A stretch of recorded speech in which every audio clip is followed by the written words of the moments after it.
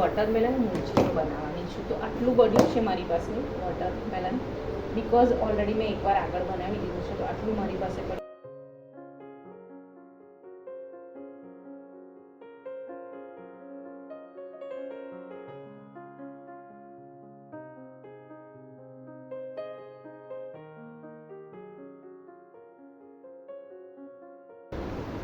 લીંબુના ફૂલ છે મારી પાસે, તો એ બી હું નાખીશ.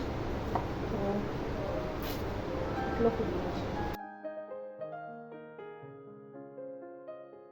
તરબૂચ કાપી લીધું છે ને તરબૂચને મેં હાથથી જ મેશઅપ કરી દીધું છે, જેથી કરીને આપણે બ્લેન્ડર ફેરીએ તો ઇઝીલી એ બ્લેન્ડ થઈ શકે. તો ફુદીનો નાખ્યો છે, તરબૂચ છે, આની અંદર તમે ચાટ મસાલો બી નાખી શકો. અને ખાસ આની અંદર બિસ્લરી બોટલ જોઈએ. બિસ્લરી બોટલ ના હોય તમારી પાસે તો તમે આમાં સ્પ્રાઇટ પણ યુઝ કરી શકો છો. જોઈ શકો છો તમે. હાથથી મેશઅપ કરી દીધું છે મેં.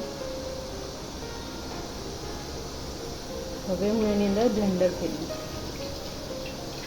ચાટ મસાલો નાખી શકાય, અને મેં લીંબુના આટલા ફૂલ લીધા છે એ પણ નાખી શકાય. આ છે આપણું રેડી. એની અંદર આપણે ચાટ મસાલો બી નાખી દીધો છે, તમે જોઈ શકો છો. અને થોડાક ઝીણા ઝીણા ટુકડા બી રાખ્યા છે, જે તે વોટર જે આપણું તરબૂચ છે એનો ટેસ્ટ પણ આવે. તો હવે હું આને એક તપેલીમાં કાઢી લઈશ.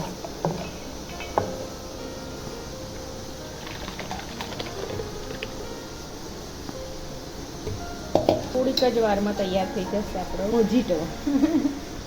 મોજીટો તૈયાર થઈ ગયો છે, તો તમે જોઈ શકો છો કે કેટલો સુંદર લાગી રહ્યો છે. આ બહુ જ મસ્ત. અત્યારે સમરમાં તમે આવું પી શકો છો.